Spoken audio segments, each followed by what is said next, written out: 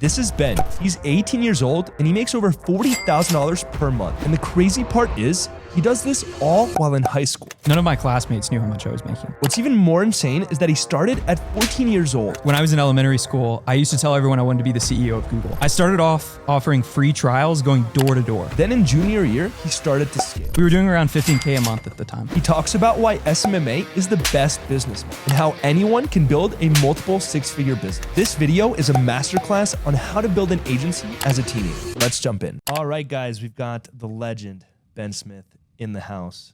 Ben, why don't you start off by telling us how old you are, how much money your SMMA is currently making, and whether or not you plan to go to college or not. Why don't we start there?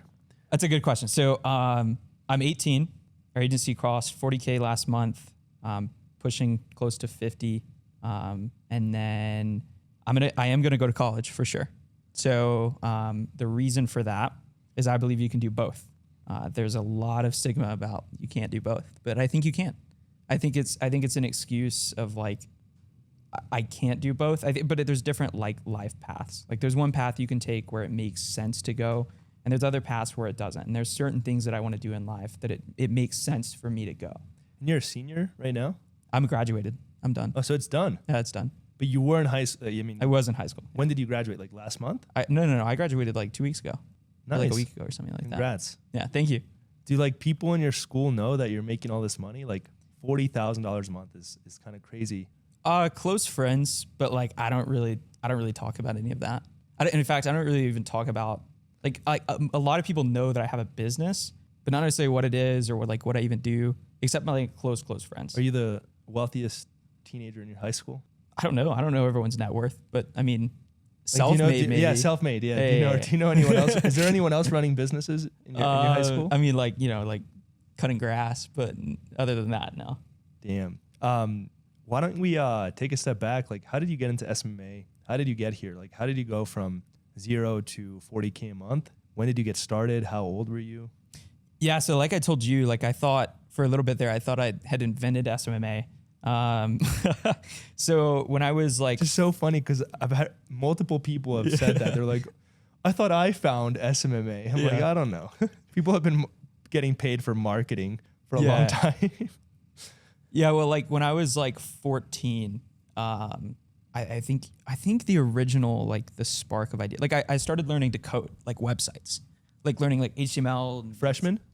14's like 8th grade. 8th grade, okay. I started learning to like code like websites and like stuff like that. This is like very, very basic. And shortly after, I think that was like the period of like Ty Lopez. And I started getting hit with like Ty Lopez stuff. And it was like, oh yeah, like 4 years ago. Yeah. It was like, and I remember, I think one of his ads, it wasn't the like Lamborghini one, but one of his ads, he was like, just go make a website or like do some social media for like a local business. And like, I took that to heart. So like that meant like I was going door to door to like businesses in my hometown, not going into their business and being like, look, I'll make you a free website. Just give me a testimonial. Really? Yeah. And so you went in person? No. Yeah. Like I went into their businesses. At like 14, 15? 14, 15. Yeah. Wow. Like I went to everything. I went to restaurants. Like I would like if it existed. Did your parents like drive you around? Like how did that work? I could drive. I was 14. You could drive or you couldn't? No, I couldn't drive. Yeah, so then your parents, you said exactly. Were you like, hey mom, can you just like? Yeah, no, my parents were like very supportive about it. And you were just like, hey, can we like go talk to some business owners today? Like literally, that's how it was. And like it just took a day and like drove around. And I would drive like around on the weekends or? Yeah, there might have been a period over the summer too. Okay, nice. Yeah. So I'd go in and it's crazy how many businesses, I guess age but definitely plays a factor, but how many businesses would tell you, no, I don't want a free website, which, at the time was like, it was tough. It was whatever. But like I literally, for one of them, I was like, okay, I'm just going to go ahead and build it. Really? It's like I built one, went into the business and I was like, hey, look, I'll give you this for free. Like, just give me a testimonial. And they were like, yeah, well, we don't really need a website. And like what, like all this stuff. And I was like, so from there I was like, I kind of didn't really know what the path was for that. And it was about the same time, like I ended up picking up a chiropractic client and for a website, built the website, ended up doing it. I literally charged nothing. Like I'm talking like $150 to build this website. And I did the same thing for like, So it's like 150 total. Total, not per month, total. And then I charged like $30 a month for management. Okay. Nice. And I did that with like a Cairo business. I did it with this local news, not like big, but like this like kind of like local news about like traffic crashes and stuff like that. And so I did a little bit of that for a while, and eventually, were you like, I'm rich? No, not at that point. I thought I was for a little bit, but like the like kind of stupid kind. I was like subscribing to every like subscription service that exists. And then I vividly remember there was a point where I was like, I'm spending like $100 a month on like subscriptions to like Netflix and like all this stuff. And I'm only charging $150. Exactly. You know? I was like, I gotta sell something new to pay for Netflix. So no, I definitely didn't think that. But then what happened? The moment where I did feel like that, there was a guy that my mom was friends with, my parents were friends with, and he worked for this like software development company, and he referred me this one client that was like a weirder project for them. It's not something they would normally do. It was like a niche social media platform. He was like, I want you to build me a niche social media platform. And he brought it to me and he was like, yeah, just quote him what you would do. And so I'm thinking in my head, I'm like, I'm doing research. And I'm like, I know other people are charging like 4,000, 5,000, whatever for a website. And I'm like, but I want to do it monthly. So how can I make this monthly and still make it affordable? And so like I went to the drawing board, and I think the quote that I ended up coming up with was $900 a month. And I sent that, like, I was like sweating bullets. I was like, he's going to tell me no. And he comes back, he's like, yep, he loves it. He's going to do it. He's going to sign a 3-month contract. I was like, okay, let's do it. So for the first 3 months, I had to pay him like 30%. And then after that, like I got him to re-sign a contract, and it was all mine. And then like that was the point where I was like, because I was like 15 at this point. I might have been 16, but I think I was still 15. And so like 1.5 years to go from 0 to like 150 a month, then maybe like 300 a month, and then now you got a $900 a month. It wasn't even like to 300 a month. It was literally like from $100 a month to like $900 a month.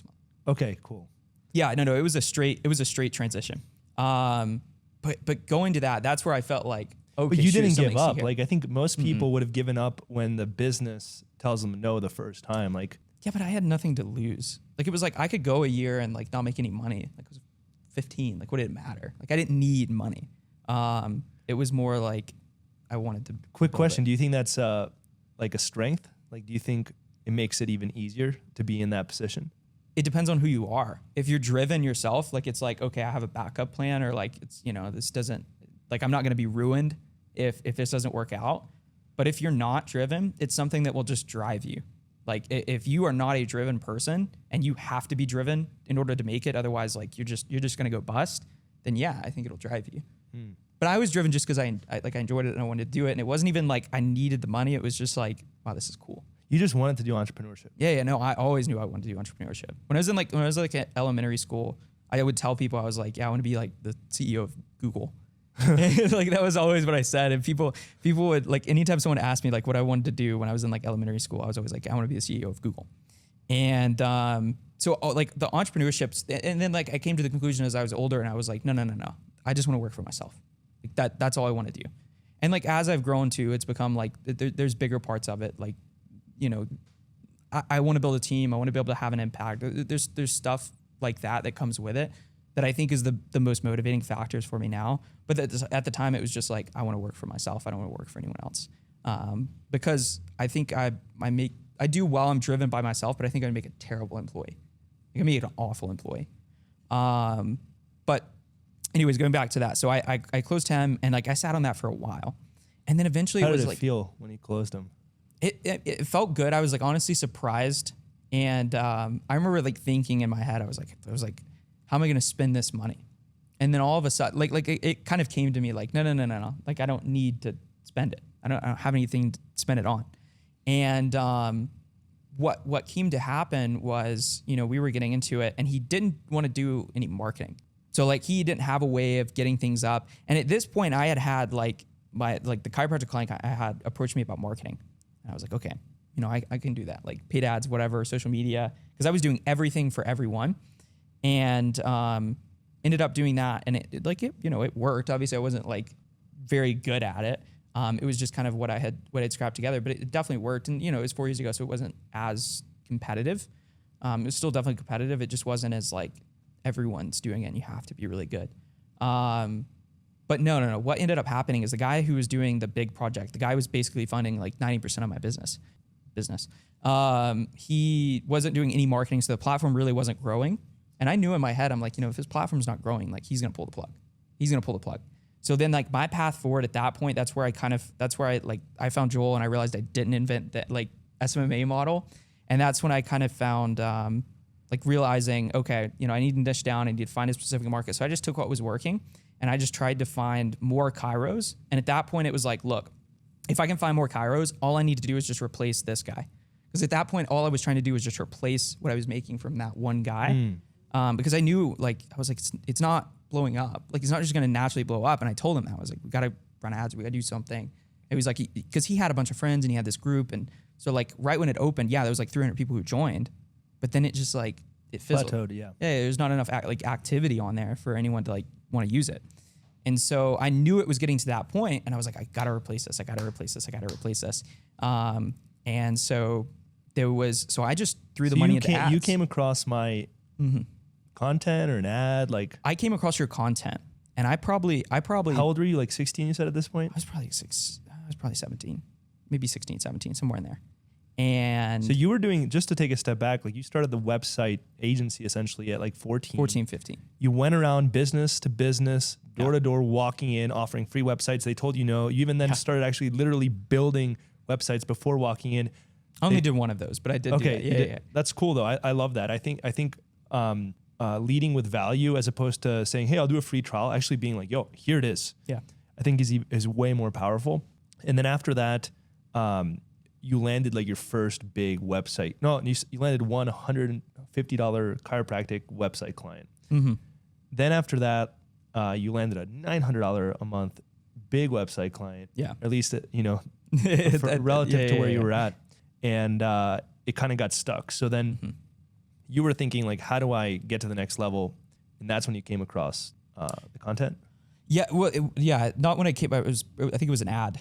And I had opted in. I opted into it expecting like, I'm going to get into an email list. I was like, okay, whatever. I'll get into an email list. And then like someone calls me within like 5 minutes and I'm like, oh shoot, like this is serious. Like someone's calling me. Usually you just get put into an email list and whatever, and you never hear from them again. And, this was a long time. This was like early 7-figure agency. And, I didn't end up going into it. Of course, I didn't really have the money to go into it and do it. And I remember, I think at the time, like that was like the period where you guys like raised prices significantly, like from like 10K to like 17K or something like that. And by the way, full disclosure, we have multiple programs. I was going to say, you can cut that out if you want. No. I don't want to discourage anyone. We have coaching programs. All of our courses, we give them away for free, but we have coaching programs that go as low as $1,500. So yeah, total. But at the time, I don't think Make it was accessible. There was like the one like HighLevel program that everyone was in. Yeah. And so I didn't have the money for it at the time, and so I just took the money that I had and I put it into ads. So I took the frameworks, and crazy enough, and like Joel, don't kill me, but like this guy like because I was like following you, this guy DMs me like, oh, I'll give you Joel Kaplan's course for like $35. I was like, all right, like send me your PayPal. Are you serious? And so I did. I paid like, keep in mind, this is the course that like you give away for free now. Yeah. Like, I realized like all these people were already pirating my course and everyone was already buying it. And what I realized is like, the more you give, the more you get. Like people were actually getting value and making money with the course that they pirated. And that's when I was like, why don't I just give it away for free and help more people? And then if they want to work with me for coaching, for implementation, awesome. And if not, at least I did good in the world. And those people that are pirating the course aren't making money. So I put them out of business. No, and that's literally how it was. So like I pirated the course, right? And then that course, when I was running the ads, it like helped me run ads and whatnot. But it took me from that like $1,000 a month, which he ended up just not paying. Eventually you just stopped paying, and I was like, I stopped following up. No, I didn't stop following up. I followed up relentlessly. Really? And finally, I was like, yo, I'll run your ads too. And I was like, I raised the price. I was like, I'll run your ads too. I did all kinds of stuff, but he never come back. So, I kept running the ads, and I ended up getting Cairo clients, and literally just off of that course, I went to, I think, 3K a month. Wow. And so I was like, then I opted into ads again, still didn't do it. That was actually Omir that tried to close me at the time, which is the fact that Omir didn't close me, it was like solid. And then I remember you called me and tried to. Did I call you? You called me after I talked to Omir. And you probably asked me like, hey, this guy's really cool. Give him a call. And you know, one of my beliefs in business is if you do the unscalable, it's easier to scale. If you do the unscalable, it's easier to scale. So like, I can't do it for everyone, but whenever I get a chance to make a personalized video, I make a personalized video. Whenever I get a chance to send someone a cool gift, I send them a cool gift. Can I do it all the time? No. But I think thinking like, can I do the unscalable? What ends up happening is you end up having so much impact on that one person, which then like essentially spreads through word of mouth, and then it makes it easier to scale. So it was convincing, but I still told you no. What? It was convincing, but I still told you no. And I'm a marketer at heart, you know, and business strategist. Yeah. Like with sales, you really need to have patience. And I'm just like, yeah. All right, you don't want to buy it. It's okay. See ya. No, that's how you were. You were like, okay, just do it. Oh, you don't? Oh, okay. But so I ended up not. And then I waited a little bit, and eventually it was still like all I had was literally like that course. And your agency was like 3K a month? It was like 3K a month. And then we started pushing like 4K. And then like I didn't have the systems for anything. And you're still in school? Yeah. So this is like freshman, sophomore year. Yeah, so 16, 17, somewhere in there. And then like, how's that going? Are people like, how are you balancing high school at this point? You have 4K a month agency. Like, how are you doing your homework and everything? And I know you still wanted to go to college. Like, no, workload for the agency wasn't that bad at the time. I kept doing school and agency. And I took like the hardest classes either. It's not like I goofed off through school. Like I took the hardest classes. Took it seriously. Yeah. Like took it seriously. Like, you know, I graduated with like highest honors. Like I took things seriously. I didn't like goof off through school and just be like, oh, I'm going to be an entrepreneur. But like, I think that's really cool, by the way, because there's some people that are like, F school, I know this is what I want. I'm going to just focus on business. And I think like at the end of the day, like one of my big sayings is like, it's not about, the most important thing is figuring out what you want. Yeah. What do you want outside of all the pressure of your friends, your family, society? What do you want? And you've been very clear on that. So I think it's really cool to see that you can do both if that's what you want. Yeah. That was kind of the thing. I think a lot of people use it as an excuse. Like, oh, I want to be an entrepreneur. I'm just going to goof off through school. You know, like, but there's different paths. It depends on what you want. But at the same time, like, you know, and I was talking about this earlier, but like, you can do both. Like saying you can't do both is like you choosing to just be lazy with one thing. And I think it's also like kind of a proven thing. Like if you don't have the discipline to get through doing school too, you don't really have the discipline to build a business either. You've got to learn discipline in one way or the other. So if you learn it in school and then you just apply it to business, like it becomes easier.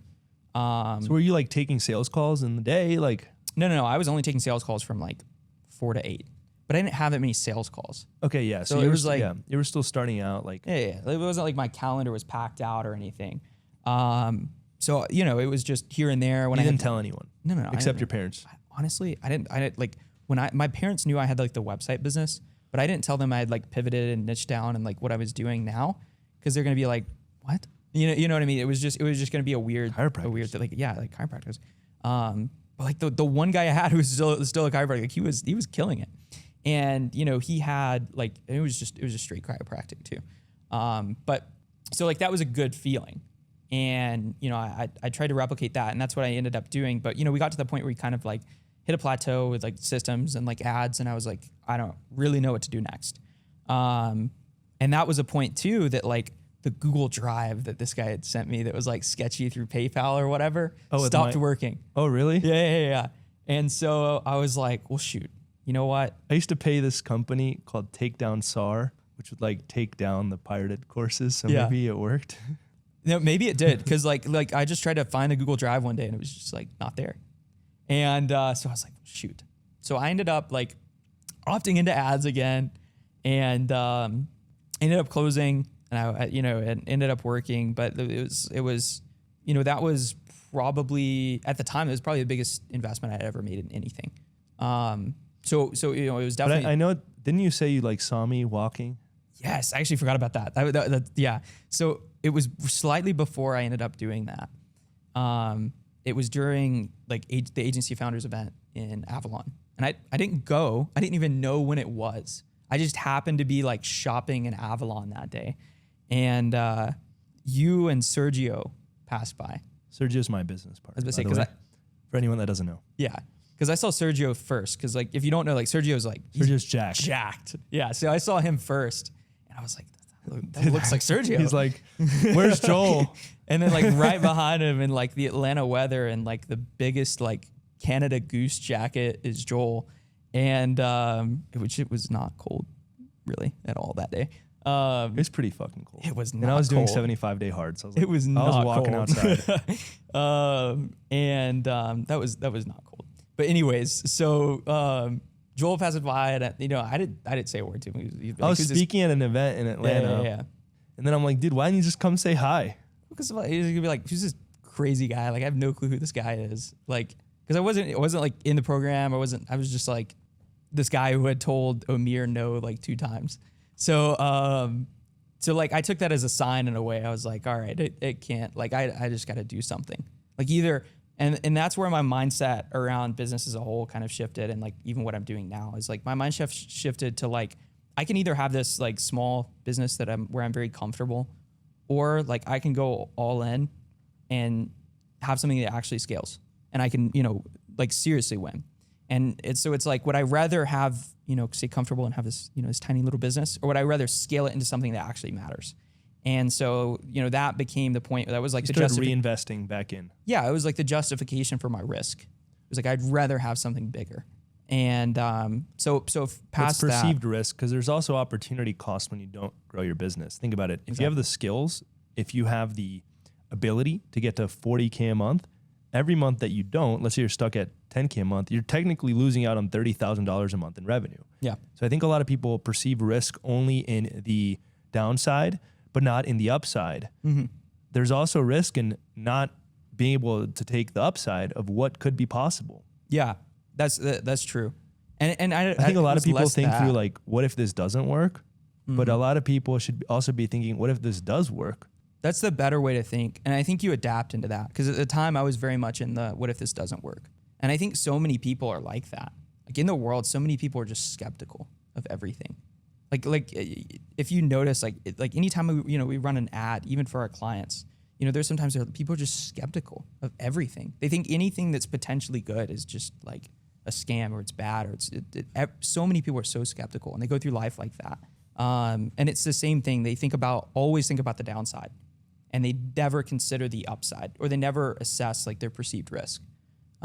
It's always like, what's my what's the risk of not doing it? Exactly. The risk of not doing it was I went to 0, which at the time was like terrifying for me.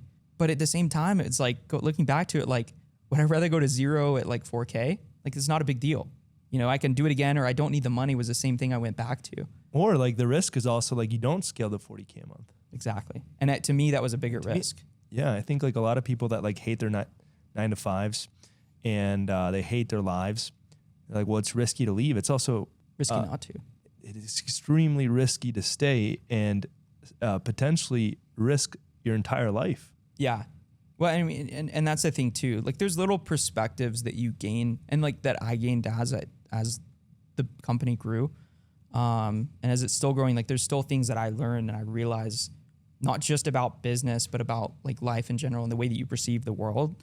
And I think those are such huge driving factors in actually growing. Like just how powerful your brain is. Your brain controls everything. It's really wild. Like if for you, like think about it, if 50K or 10K for most of you, if 10K is like a ton of money to you, and that's like the crazy place for you to get to, it's gonna be really hard. But if for you, like 100K is the really tough to beat, goal to get to, 10K is gonna become easier. If 1 million is the really big goal to get to, 100K is easier. So I've had to adjust my brain even around like getting to 100, getting to 200, things like that, because otherwise like you're so limited by what you think or what you think you can do. a lot of little things too. Like there's so many, like if you don't believe that you can do something, or that you believe something is out of reach, it always will be, because you'll put yourself in positions to be out of reach. That's something I've come to terms with more recently. That's really hit me. So how did you scale from 4K to 40K a month? How did you 10x the business? Like let's break down specifics. Like tell us a little bit about like the offer. Mm-hmm. Tell us a little bit about like the niche, like what the infrastructure of the business. Who did you hire? Like let's go deep into like the mechanics of how your business shifted to get to 40K a month. So right about the time that we got into this position, it was very much like I was going into position? summer. 4K a month? No. Right about the time that I had joined Agency Lab. Okay, cool. It was getting into summer. So I was about to be able to spend 100% of my time doing sales, getting on calls, things like that. And so that was the point where we really started to scale, and I adapted and took a couple of things that I'd learned from Agency Lab and implemented them. And that's where we kind of went from, really, I'd say 4 to 15K. And this is still just paid ads. And when you say paid ads, what do you mean by that? Facebook advertising. For getting clients? For B2B, for acquiring. And then, but the thing is, so right about that time was what was your cost per acquisition back then? Do you know? Our cost per acquisition was probably high because I didn't close everyone. I don't know what our cost per acquisition was then. But at the time, like it was just lead form stuff like that. It was very, very, very, very basic ads. And what was your offer? So that's what I'm getting. So right about the time that I jumped into Agency Lab and I kind of really started running ads, the performance-based, like only pay as you show or only pay per show or whatever, that sort of stuff started kind of becoming more popular. And I looked at it as like, this is a killer offer that's going to beat basically everyone else who has just a retainer, right? Especially new people, right? So for everyone who was new at the time, everyone else is offering a retainer, and they can't really beat on product because they have the same product as everyone else. So they have to win on offer. So it was just like the offer that to me, I was like... your offer was only pay when you get someone to show up. Yeah, so it was like only pay per show. And what's crazy is at the time, everyone else was doing it as like kind of, we want to get you in on only pay as you show, but really we want you to do a retainer. We're going to make it super expensive to do that. And I was like, no, I'll just do only pay as you show. So like, cause again, I was like, my downside is so you were little. Only getting paid when you got a lead to show up to the doctor's office. Exactly. And it scaled, like people loved it. So it's performance based. Yeah. I add value, you pay me. Yeah. And our docs loved it because everyone else wanted to get them on a retainer. I think at the time it was my first client ever. At the time it was 100 a show, and he like negotiated me down to like $60 a show or something like that. And I was like, sure, whatever. Like I wanted to get my first client. And first client on this offer, you mean? First client on this offer. Yeah. Not my technical first client completely, but first client on this offer, like dialing in, like going with ads. And then shortly in, I had the people come in at 100 or whatever, but like, I think I had 2 clients on that offer at the time. And I mean, I really took the risk. Were you spending money on their ads, or were they spending? They were spending money on their ads. They were spending money on their ads, but it was still performance. Were you running it through their ad account or your ad account? Their ad account. It was all Facebook ads. All Facebook ads. All Facebook ads through their ad account. Side note: are you doing TikTok now? We're not doing TikTok right now. So you're still Facebook. Still just Facebook. Awesome. Even if we did TikTok, it would still be Facebook. Facebook still does so well for Kairos. Especially a lot of, because now we're into more niche like services. A lot of the cash-based services. So what Kairos really, really want is cash services. What most docs really, really want is cash services. Because adjustments are insurance. Yeah, and insurance sucks. It takes them 3 months to get paid. It's like, so we do stuff like decompression is probably the biggest. And then like the little other like service offerings, like some of the knee stuff, like the soft wave. So stuff like that runs really, really well because these docs want cash services. That's something we discovered a little later because I was doing Cairo early on. But no, we really took the risk because we weren't making very much money from these clients because they were performance-based and the ads weren't running that well. But that's where it took time for us to really dial in our fulfillment process and understand what's happening. And I remember the first client that just killed it.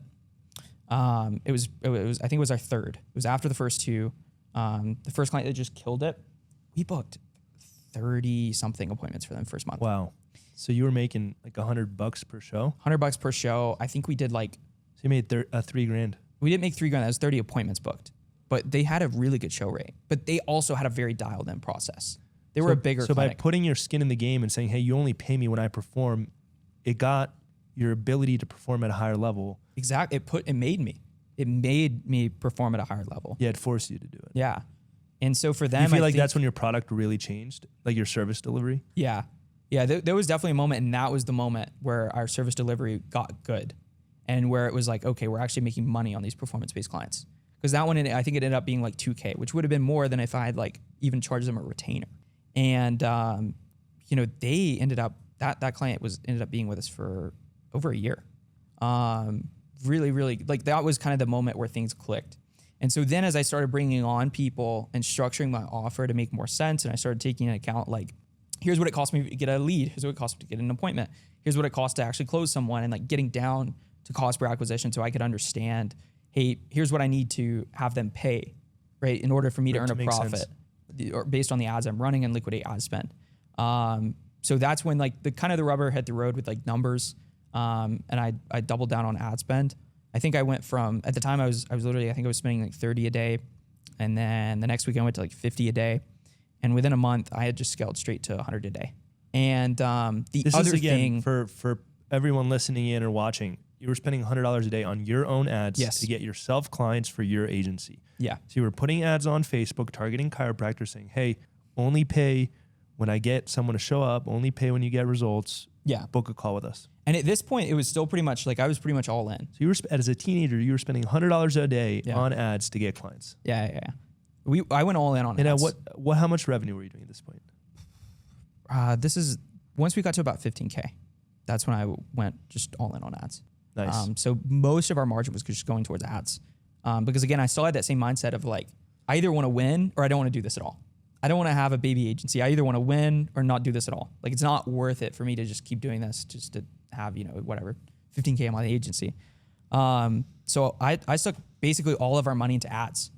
And the other thing that I learned that I forgot to mention from that one client, I'd been letting them do like $500 a month in ad spend for B2C for our clients, which even then was too low. And this client came and they actually recommended the ad spend, and they were like, they're like, can we do like 100 a day? Would that be fine? And I'm like, yeah, we can do 100 a day. Like, sure. That's no problem. And so their campaign really ended up hitting for that reason. And that's when I realized too, like, I don't need to be afraid to ask for more ad spend because like it's in their best interest to spend more on ad spend. I think one of the biggest mistakes that beginners in SMMA make is that they rely on such little ad spend for their clients. So everything has to be perfect. Yeah. When you could literally go from $500 a month in ad spend to $3,000 a month in ad spend, you have way more room to play with to actually get them better results. And yes, it's a bigger all-in investment for them, but the chances of them actually making their money back and getting an ROI also go up because you have way more at-bats. And like they're going to say yes to spending more on ad spend. It's tough to ask them for more money in general, but more ad spend is like, they're going to be a lot more apt to spend more on ad spend. That's an easy it's going sell. right back into their business. Exactly. It's a much easier sell. Yeah, the retainer or the show is a fixed cost, but like the ad spend could really make a difference. Exactly.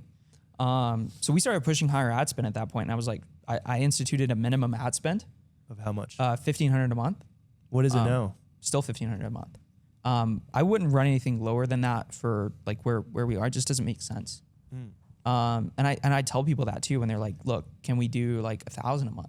I'm like, it's in your best interest to literally spend $500 more and get wildly better results.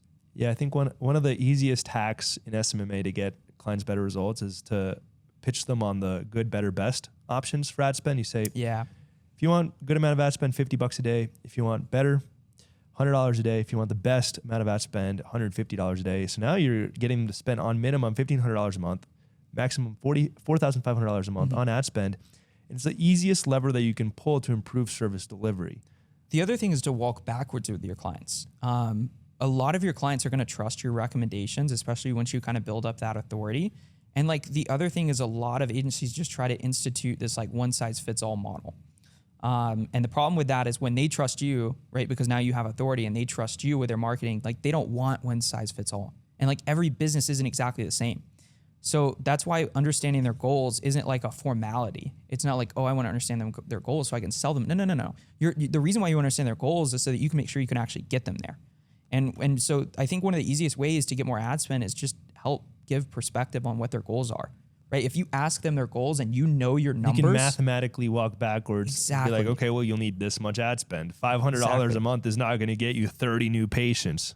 Yeah, and it helps I'm not the Chiro god. You know, I can't just like snap my fingers and get 30 people to show up to your practice. Yeah. I like to consider myself the Chiro god. I'm just kidding.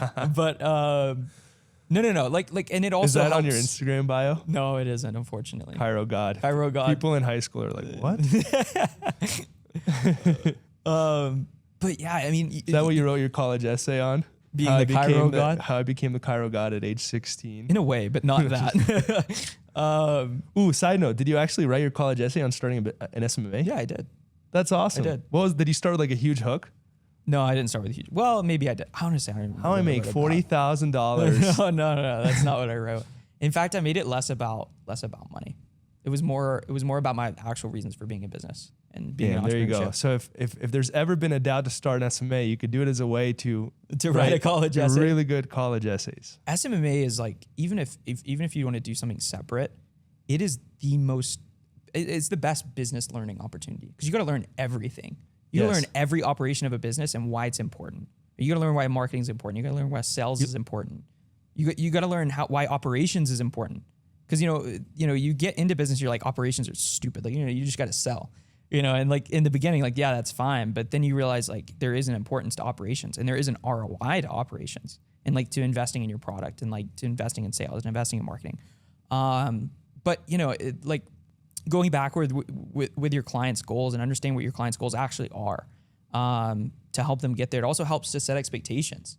Because the clients who are like, yeah, I want to get 30 new clients a month on $500 worth of ad spend, you can walk backwards on what that looks like from a math model and still show them like you can scale. Like you can get more patients, but it's not going to be like that cheap, and you can still even spend what you want to spend and scale and get what you want, but you're not going to like,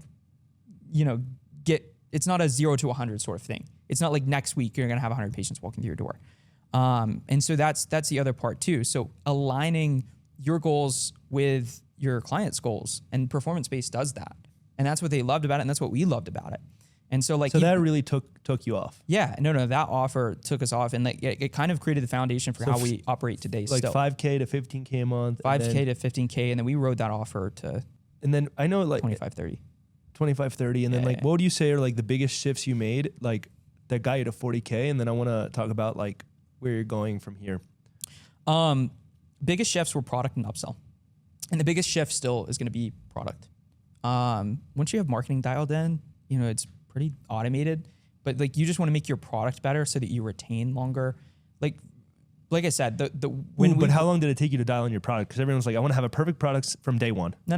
Is that possible? You won't have a perfect product day one. Like I said, we took on 2 clients who didn't make us any money, and we did it performance-based. Performance-based forced us to do it quicker, but no, I mean, it took a year before product was dialed in, even close to what it is. Like it probably took less time before. Yeah, I think a lot of beginners will just like try to be like, I need to make my product amazing before I can start to sell, but it's like a catch-22. That's not to say like you can take the risk away so that you're building your product and making it better without putting them into a huge, negative ROI, right? So no. That's not to say like go into it like with zero experience, no clue what you're doing, and like just go sell. I know that's pushed a lot of times, but like I don't like that. I think that's bad for the industry as a whole. I think at least know what you're doing to an extent, or be willing to express that or where you are, so that you can kind of build an amicable relationship with that client. Like you're not losing them. Yeah, lead with honesty. Yeah, lead with honesty. I think that's one of the biggest things too, especially in like the online business industry. There's a lot of lack of that. There's a lot of lack of like integrity, and that is because like everything's behind a screen. There's a lack of integrity. Dude, and there's also such a rush to make 10K a month. Everyone's like, how can I make a 10K a month in 24 hours? I just started out with zero experience, $0, zero anything. I'm pretty much like, I was just born yesterday. I need to make 10K a month in 24 hours. And I'm like, if you actually ask, how do I expedite my learning process? How do I expedite my ability to get people results? How can I make that learning curve happen as quickly as humanly possible, then 10K a month will just happen. Yeah. You know, and I think that it's almost like, how do I become a valuable person that's worthy of 10K a month by learning what skills do I need to learn? What experiences do I need to have? And then you hit 10K a month, right? I think that's the way people need to think too. A lot of people go into it with just straight like the financial goals. They go into it, say, how can I make more money? Right? That's what they Google online. You know, how can I make more money? Right? Instead, take it backwards and go, how can I provide more value to the world? Because the more value you provide to the world, the more money you're going to make. It's a byproduct. Dude, I watched this. I love to study billionaires, and you know, at this point in my life, I've actually spoken to 4 billionaires. I used to work for the Cisco family. Yeah. You know, $1 billion family here in Colorado. Great people. And yesterday I was watching this video from Naveen Jain, and he said, the more you can change people's lives for the better, the more money that you make. Yeah. So it really comes down to value. Like, if you're a valuable person, you are worthy of getting paid for it. Exactly. I think that's a better way to look at it. How can I provide more value? And you'll byproduct, you'll make more money. Like, that's the other thing that we got from that offer, is it kind of built the foundation for how we structure everything in our relationship with our clients. You know, we specifically refer to every single client as a partner, not a client. So I say clients like publicly because that's what everyone knows them as. And then I say partners, they'll be like very confused. They'll think like a business partner or whatever, but like internally. Because technically you are